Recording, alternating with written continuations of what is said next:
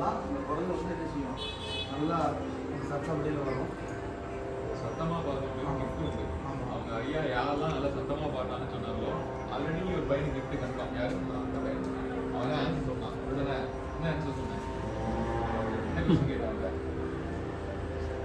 Gift அவனுக்கு பண்ணுவாச்சா? என்ன கிளாஸ்ன்னு கேட்டது பன்னீசை கிளாஸ்ன்னு சொன்னாங்க. அதுக்காக அவனுக்கு gift. சரியா? அதே மாதிரி இப்போ ஐயா கிளாஸ் முடியும் போது 3 பேரை செலக்ட் பண்ணுவாங்க. யார் நல்லா சத்தமாக பாடுறாங்களோ அவங்களுக்கு அடுத்த கிளாஸில் ஒரு gift. ஓகேவா? டன் பண்ணிடலாமா? கிஃப்ட் வாங்கிடலாமா? ஓகே, கொஞ்சம் முன்னாடி வாங்கிடலாம். கொஞ்சம்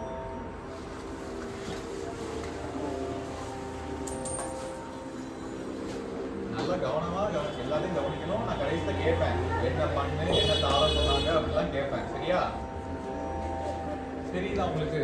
அந்த உலகம் தெரியுதா? இல்லை சென்டருக்கு அங்கே வா வருண், அந்த பக்கம்.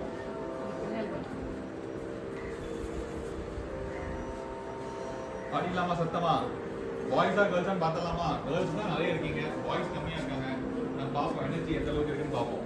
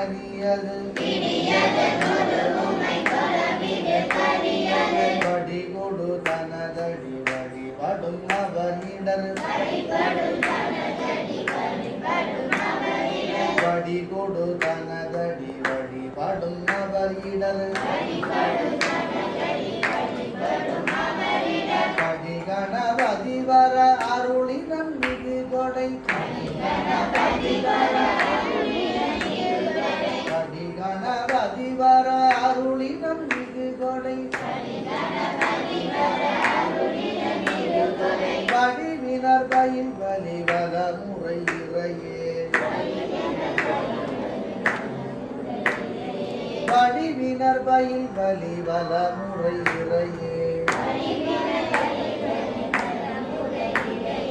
கடி கணபதி வர காதி கணபதி ஆருளி நன்றிகு கோடை ஆருளி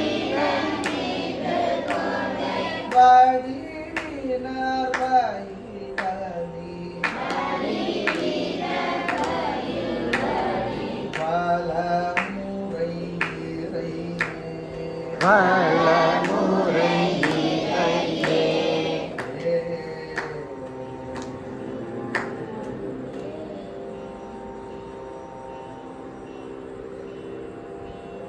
இந்த பாடலை நீங்கள் இதே மாதிரி நீங்கள் பயிற்சி பண்ணணும். அடுத்தடுத்த வகுப்புகளில் படிக்கலாம். சத்தமாக நீங்கள் படிக்கணும். நீங்கள்லாம் காலையில் ஸ்கூலில் வந்து ப்ரேயரில் என்ன பாடுவீங்க? தமிழ் தாய் வாழ்த்து பாடுவீங்களா? என்ன ராகம் தெரியுமா? என்ன ராகம் தெரியுமா? எங்களுடைய இசைப்பள்ளி நான் வந்து எங்கே வேலை பார்க்குறேன்னா, நானும் ஸ்கூலில் தான் வேலை பார்க்குறேன். நான் டீச்சராக தான் வேலை பார்க்குறேன். நான் பார்த்தா நமக்கு தெரியாது. தமிழ் தாய் வாழ்த்து காலையில் நாங்கள் பாடுவோம். அது யாரும் கூட பாடுவோம், சுதி போட்டு தான் பாடுவோம். எந்த ஸ்கூல்லையும் பாடுற மாதிரி எனக்கு தெரியல. இசை ஆசிரியர், அதாவது மியூசிக் டீச்சர் ஏதாவது ஸ்கூலில் இருந்தாங்கன்னா அங்கே வந்து சொல்லி கொடுப்பாங்க. நீங்கள்லாம் அது எப்படி பாடுறீங்க? தமிழ் தாய் வாழ்த்து எப்படி பாடுவீங்க? கோரஸாக பாடுவீங்க, ஒரே மாதிரி பாடுவீங்களா? அதுக்கெல்லாம் எப்படி சொல்லி கொடுத்தாங்க உங்களுக்கு டீச்சர்? யாராவது சொல்லி கொடுத்தாங்களா? கூட்டு வச்சு உங்களை ஒரு 1/2 மணி நேரம் ஓப்பன் பண்ணாங்களா? இல்லைல்ல. அது எப்படி பாடுறீங்க மனப்பாடம் எப்படி பண்ணீங்க? எப்படி ஒரே குரலில் எப்படி பாடுறீங்கன்னா தொடர்ந்து பாடுறதுனால. அதனால் ஒரு இசை, ஒரு வித்தையை வந்து நம்ம கற்றுக்கணுன்னா தொடர்ந்து நம்ம அதை பண்ணிக்கிட்டே இருக்கணும். அதுதான் அதை கரெக்டாக சிறப்பாக நம்மளால் பண்ண முடியும். இப்போ நீங்கள் பாடுற தமிழ் தாய் வாழ்த்து நாங்கள் சொல்லியோட இந்த இசையோடு பாடுவோம், ராகத்தோடு பாடுவோம். மோகன ராகம் அப்படின்னு ஒரு ராகம் அதை பாடுவோம். அதே மாதிரி நம்ம நாட்டு பண்ணையும் நாங்கள் நல்லா பாடுவோம். எங்களை வந்து பிஎம், சிஎம், அதுபோல் கலெக்டரு, அதுபோல் பெரிய பெரிய அதிகாரிகள் அவங்கெல்லாம் வரக்கூடிய மீட்டிங்கில் வந்து எங்களை தான் கூப்பிட்டு பாட சொல்லுவாங்க. எங்கிட்ட இருக்கக்கூடிய ஸ்டூடெண்ட்ஸை வந்து பாட சொல்லுவாங்க. முதல்ல நான் நிறைய இடத்துல வந்து பாடிடுவேன். நம்ம ஆத்தூர் சிவன் கோயிலில் கும்பாஷத்துக்கு வந்து நான் பாடிடுவேன். ஞாபகம் இருக்கான்னு தெரியல. வந்து நான் கும்பாஷத்தில் ஒரு 4 காலம் 6 காலம் நினைக்கிறேன் பாடுறோம். சாமிக்கு ஒரு பாடக்கூடிய ஒரு வாய்ப்பு கிடைச்சது. அதனால் என்கிட்ட 7 பேர் படிக்கிறாங்க. என்கிட்ட படித்தவங்கெல்லாம் ஒரு பையன் வந்து கலெக்டர் படிச்சுட்டு இருக்காரு, ஒரு பையன் எம்பிஏ படிச்சுருக்காரு, ஒருத்தர் பிஇ படிச்சிருக்காரு, ஒருத்தர் பிகாம் படிச்சிருக்காரு, ஒருத்தர் ஆடிட்டர் படிச்சுட்டு இருக்காரு. இவங்கெல்லாம் படித்தவங்க. நான் எத்தனை கிளாஸ் படிச்சிருக்கேன் தெரியுமா? நான் எவ்வளோ படிச்சிருக்கேன்? 8ஆம் கிளாஸ் தான் படிச்சிருக்கேன். ஆனால் நான் ஒரு கவர்மெண்ட் ஸ்கூலில் டீச்சராக ஒர்க் பண்ணுறேன். என்ன காரணம் அப்படின்னா, தேவாரத்துக்கு தேவையான தகுதி அதுக்கு 5 வருடம் 4 வருடம் 3 வருடம் படித்தது மட்டும் இல்லாமல் நிறைய வருடம் வந்து நமக்கு எக்ஸ்பீரியன்ஸ் இருக்கணும். நான் சங்கரமணி கோயில் ஒரு 17 வருஷமாக 9 வாரம் பணி செஞ்சதுனாலையும் அதுக்கப்புறமா அந்த எக்ஸ்பீரியன்ஸ்லாம் இருந்ததுனால எனக்கு இந்த பணி கிடச்சிது. எதுக்காக சொல்ல வரேன் அப்படின்னா, இந்த தேவாரம் வந்து ஒரு அறிவாற்றலை வளர்க்கக்கூடிய ஒரு கலை, உங்களுக்கு சிந்தனையை ஒருமுகப்படுத்தக்கூடிய ஒரு கலை, நல்ல ஒழுக்கத்தை. ஏன்னா இப்போ இருக்கிற காலத்தில் வந்து நீங்கள் வந்து ஸ்கூலில் நல்ல மார்க் வாங்கணும் அப்படின்னா நீங்கள் வந்து சாமிகிட்ட போவீங்களா, கோயிலில் போய் நான் நல்ல மார்க் எடுக்கணும், நல்லா படித்து எழுதணும்னு சொல்லிட்டு நீங்கள் இந்த தேவாரத்தை நீங்கள் நல்லா படித்தீங்கனாலே உங்களுக்கு படிப்பு நல்லா வந்துடும். அது எப்படி படிப்பு வரும்? தேவாரத்துக்கு அதுக்கு என்ன சம்பந்தம்னு கேட்டிங்கன்னா, நீங்கள் வந்து ஒருமுகப்படுத்துறது தான் விஷயம், வேறு ஒன்றுமே இல்லை. இப்போ நம்பியாண்டார் நம்பியை பற்றி நம்ம வந்து சொல்லிட்டு இருந்தேன் கொஞ்சம் நேரம் முன்னாடி.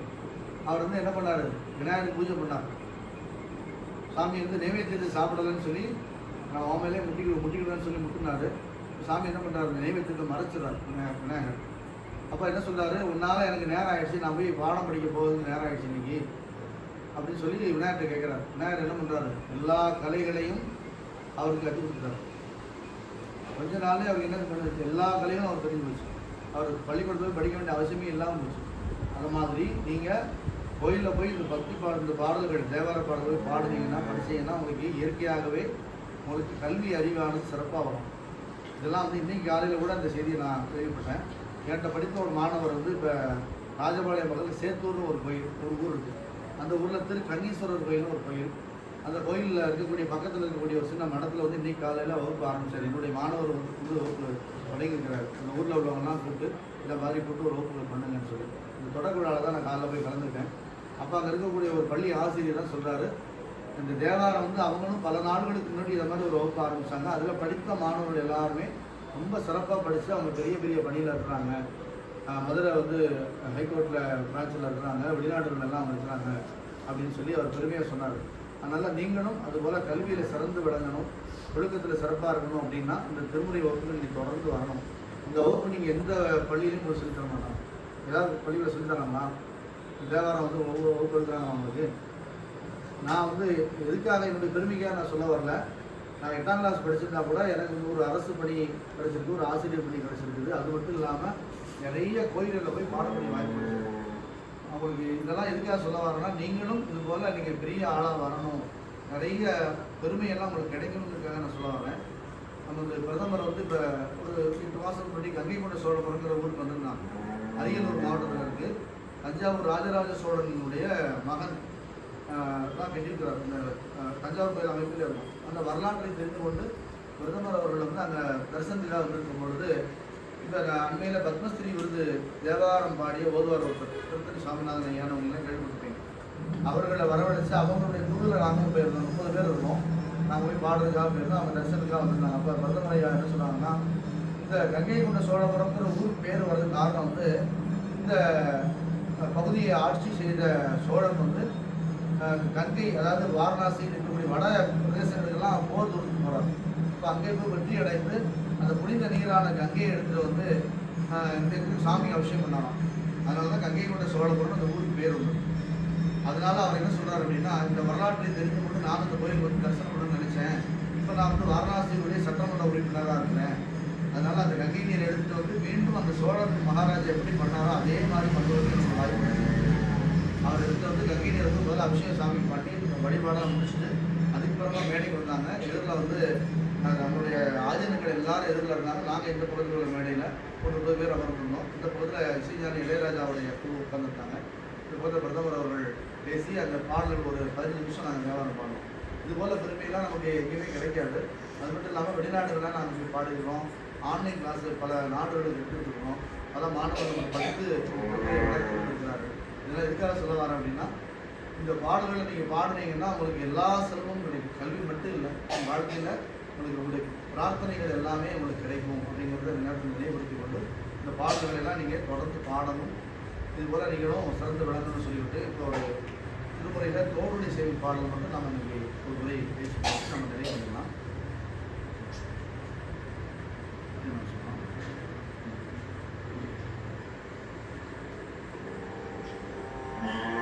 இந்த இசை இப்போ நம்ம வந்து இந்த பாடுறோம் பார்த்தீங்கன்னா, ராகம் தாளம்னு சொல்கிறோம். இதுக்கு அடிப்படை பயிற்சி அப்படின்னு ஒன்று இருக்குது. நீங்களாம் கேள்விப்பட்டிருப்பீங்க. 7 சொல்கிறோம் சரிகம பதிச்சா அப்படின்னா சில இடங்கள்லாம் நீங்கள் பாடி கேட்டிருப்பீங்க. இந்த ஸ்வரங்கள் வந்து என்ன பண்ணுறது அப்படின்னா, இந்த ஒலியை வந்து ஸ்வரம் ஸ்தானம்னு சொல்லுவாங்க. அந்த ஒலி அளவை வந்து வகைப்படுத்தி வச்சுருக்காங்க. பாடும்பொழுது நம்மலாம் நீங்கள் எப்படியே அந்த இசை வந்து நம்மளுடைய பிறவி, அதாவது பிறந்ததுலேருந்து கடைசி வரைக்கும் இந்த இசை இல்லாமல் யாருமே இல்லை. அந்த இசையை நம்ம கேட்டுக்கிட்டே தான் இருக்கணும். ஒவ்வொரு காலகட்டத்திலையும் இசை கேட்கலாம். இப்போ இந்த இசைக்கு வந்து அடிப்படை வந்து இந்த ஸ்வரங்கள். இந்த ஸ்வரங்கள் வந்து என்ன அப்படின்னா, அந்த ஒலியினுடைய அளவை கொடுக்குறது. இப்போ நம்ம பாட்டு பாடணும்ல, இந்த பாடலை வந்து இப்படி தான் பாடணும், இந்த ராகம்னா இப்படி தான் இருக்கணும், இப்படி தான் சத்தத்தை கூட்டணும் குறைக்கணும் அப்படிங்கிறத ஒரு அளவுகோல் தான் இந்த ஸ்வரங்கள். இந்த ஸ்வரங்களை வந்து நாம் அடிப்படை ஸ்வரங்கள். இப்போ எப்படி நீங்கள் வந்து ஒரு பாடலை எழுதணும், அல்லது ஒரு ஊர் பேர் எழுதணும், அல்லது உங்களுடைய பேர் எழுதணும்னா அதுக்கு என்ன தேவைப்படுது? எழுத்தறிவு. எழுத்தறிவுன்னா என்னது? ஆனா அவனா சொல்கிறோம், தானா ஞானா சொல்கிறோம். அதில் ஆங்கிலத்தில் ஏபிசின்னு சொல்கிறோம். இது தெரியாமல் ஒருத்தரால் எழுத முடியுமா? இதெல்லாம் முதல்ல என்ன சொல்கிறாங்க? முதல்ல அவங்களுக்கு பாடம், அதாவது பள்ளியில் போனோம்னா ஃபஸ்ட்டு என்ன பண்ணுறாங்க? இதெல்லாம் அவங்க எதுக்கு சொல்லிக் கொடுக்குறாங்க? பேசுவதற்கும் எழுதுவதற்கும் மற்றவங்க சொல்கிறத நம்ம புரிஞ்சுக்கிறதுக்கும் நமக்கு என்ன அடிப்படை தேவை அப்படின்னா எழுத்துக்கள் நமக்கு வேணும். அந்த எழுத்துக்கள் இருந்தால் மட்டும்தான் நம்ம என்ன செய்ய முடியும்? எழுத முடியும். ஒரு வார்த்தை செல்வ விநாயகர்னு சொல்கிறாங்க. இப்பவும் பல கிராமங்களில் பார்த்தீங்கன்னா ரொம்ப வயதானவங்க பள்ளிக்கூடத்துக்கு போகாதவங்களாம் இருப்பாங்க. ஒரு சிலர் இருப்பாங்க. அவங்களாம் கூட்டுக்கு எழுத தான் எனக்கு தெரியாதுங்க. இப்போ பஸ் ஸ்டாண்டில் போனீங்கன்னா இந்த பஸ்ஸுக்கு போகமான்னு கேட்டு சொல்லுங்கள் அப்படின்னு சொல்லுவாங்க. இப்போ நமக்கு கூட சில பார்த்தீங்கன்னா புதுசாக ஏதாவது ஒரு செல்ஃபோனில் ஏதாவது ஒரு மெசேஜ் வருதுன்னா பார்க்க தெரியாது. அப்போ இந்த கல்வி அறிவு இல்லாமல் நம்மளால் வாழ முடியாது. அதுபோல் இந்த இசைக்கு வந்து என்ன அப்படின்னா, இந்த ஸ்வர ஞானம் அப்படிங்கிற ஸ்வர வரிசை இந்த நமக்கு தேவை கண்டிப்பாக. இப்போ நான் அதை ஒன்றையும் உங்களுக்கு பாடி காட்டுறேன், அதையும் நீங்கள் யூஸ் பண்ணுங்கள். அதே மாதிரி தாளம். இந்த தாளம் வந்து என்ன பண்ணுதுன்னா ரொம்ப முக்கியமான ஒரு விஷயம். இந்த தாளம், இந்த தாளம் இல்லாமல் உலகத்தில் எதுவுமே இல்லை. இது வந்து ஒன்றும் இல்லை, நேர கணக்கு, ஒரு கால பிரமாணம், டைமிங்னு சொல்கிறாங்க. அதுதான் இப்போ ஒரு மணி நேரத்துக்கு எத்தனை நிமிஷம்? 1 மணி நேரத்துக்கு எத்தனை நிமிஷம்? 60 நிமிஷம். அதே மாதிரி ஒரு நிமிஷத்துக்கு எத்தனை நொடி? இது சொல்லுங்க. கணக்கு. இது மாதிரி தான் இந்த தாளம் அப்படிங்கிறது ஒரு நேர கணக்கு. இப்போ நம்ம வந்து ஆதி தாளம் அப்படின்னு நம்ம பிரியதன் உரிமை போடுறோம். அந்த ஆதி தாளத்துக்கு வந்து 8 எண்ணிக்கை உடையது. 1 2 3 4 5 6 7. இதுதான் அந்த ஆதி தாளம் போடக்கூடிய ஒரு முறை. தட்டுக்கு பேர் தட்டு, விரல் எண்ணுறோம், அப்புறம் மடக்கிறோம். முதல்ல ஒரு தட்டு, 3 விரல் எண்ணிக்கை, அப்புறம் ஒரு தட்டு, ஒரு மடக்கு, ஒரு தட்டு, ஒரு மடக்கு. இது பேர் தான் ஆதி தாளம். 8 எண்ணிக்கை உடையது. இது வந்து நாம் என்ன பண்ணுறோம் அப்படின்னா, ஒரு முறை நான் போட்டுட்டேன். இதை நான் 1 மணி நேரம் போட்டால் கூட ஒரு தடவை போடுறதுக்கு எத்தனை நொடி ஆச்சோ அதே நொடி தான் 1 மணி நேரம் போட்டாலும் வந்துட்டே இருக்கும். என்ன செய்யக்கூடாது? திடீர்னு வேகத்தை கூட்டவும் கூடாது, திடீர்னு வேகத்தை குறைக்கவும் கூடாது. இதுதான் அதில் இருக்கக்கூடிய ஒரு கட்டுப்பாடு. இப்போ எதுக்காக இந்த தாளம் போட்டு பாடணும் அப்படின்னா, நீங்கள் தாளம் வந்து உங்களுக்குலாம் தெரியும். அந்த ஒரு கோடு போட்ட நோட்டு, ரெட்டை கோடு போட்ட நோட்டு, கிராஃப்ட் நோட்டெல்லாம் வச்சுருப்பாங்க. 4 கோடு போட்டு. இது எதுக்காக வச்சுருக்காங்க அப்படின்னா, அந்த கோட்டில் தான் நீங்கள் எழுதணும். அதுக்காக வச்சுருக்காங்க. அதுபோல் இந்த தாளத்துக்குள்ளே தான் இந்த இடத்துல எடுக்கணும், இந்த இடத்துல முடிக்கணும்னு அதுதான் நம்மளை வந்து தாளம் தான் என்ன செய்யுது கொண்டு போகுது. இப்போ நம்ம பிடித்த உரிமை பாடல் பார்த்தீங்கன்னா,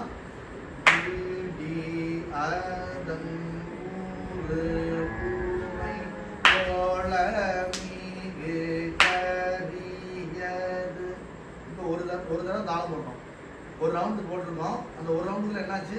ஒரு வரியை முடிச்சிட்டோம். அப்போ ஒரு ரவுண்டு ஒரு தாளத்துக்கு ஒரு வரி நம்ம எடுத்துக்கிட்டோம். அப்போ அடுத்த வரைக்கும் அதே மாதிரி, 3வது வரைக்கும் அதே மாதிரி, 4வது வரைக்கும் ஆரம்பிச்சு. இப்போ 4 முறை தாளம் போடும் பொழுது ஒரு பாட்டு முடிஞ்சிச்சு.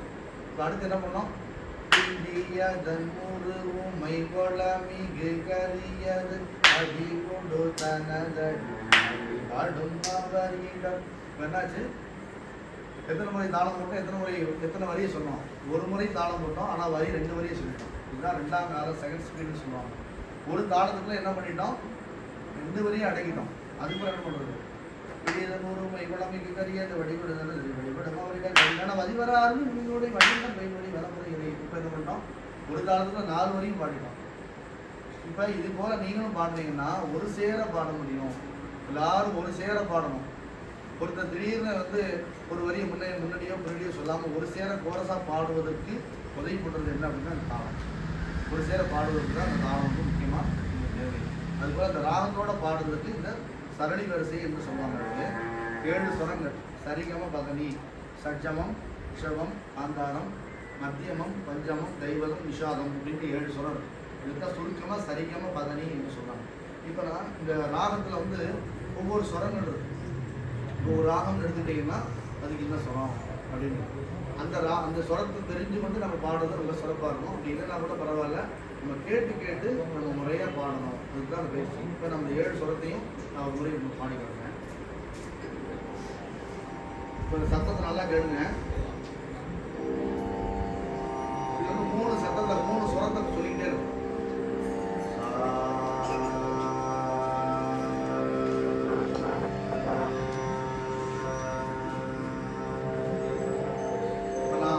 சொல்றதும் இந்த சத்தமும் ஒரே மாதிரி இருக்கும்.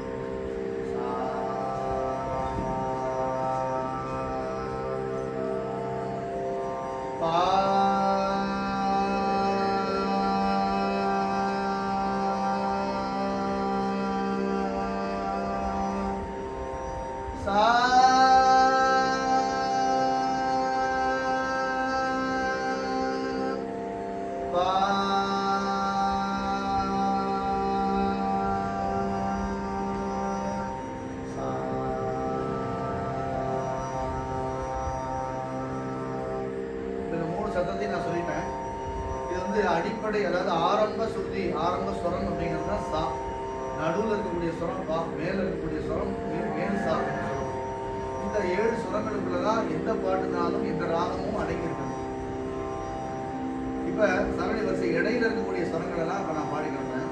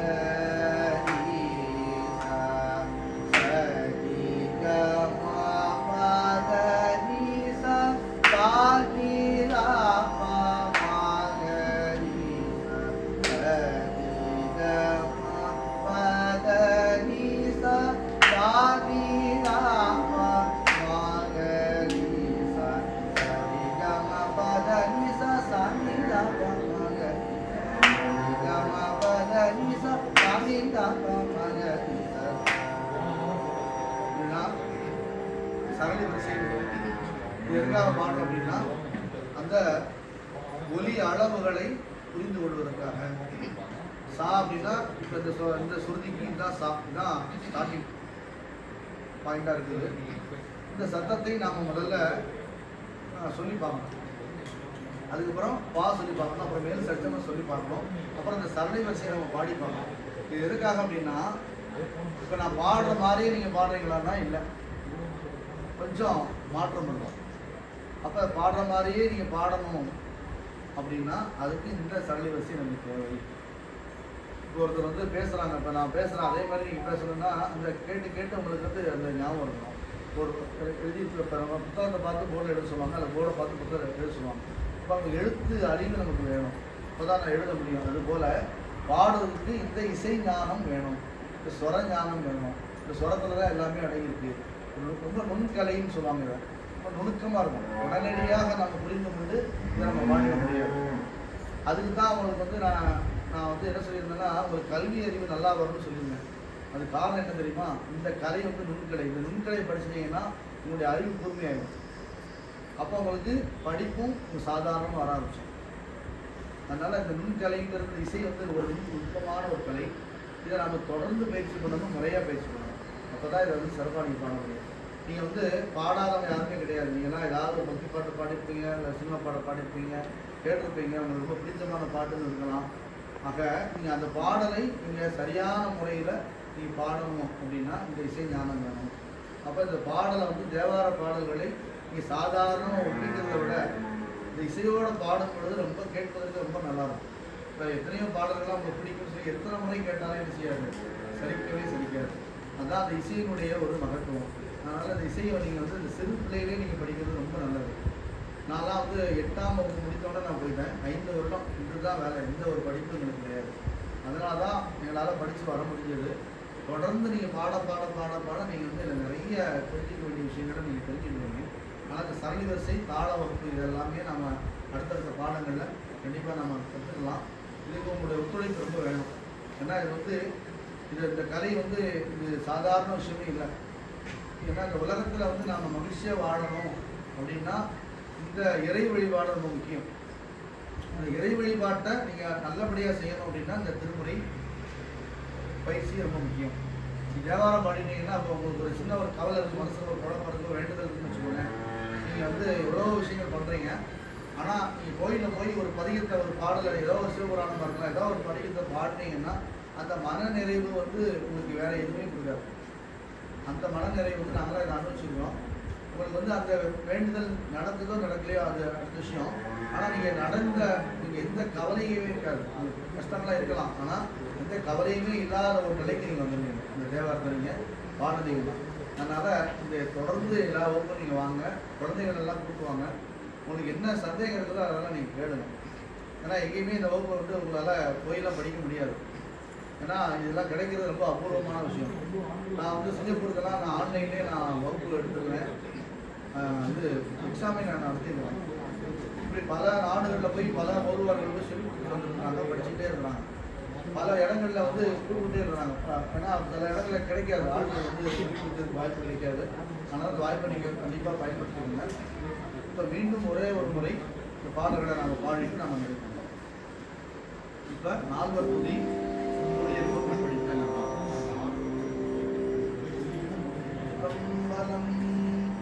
இல்லை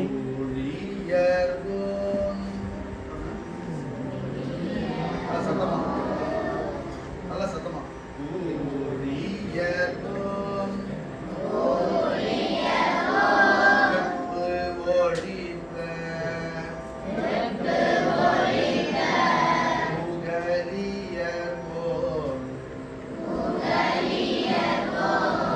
கடல் போற்றி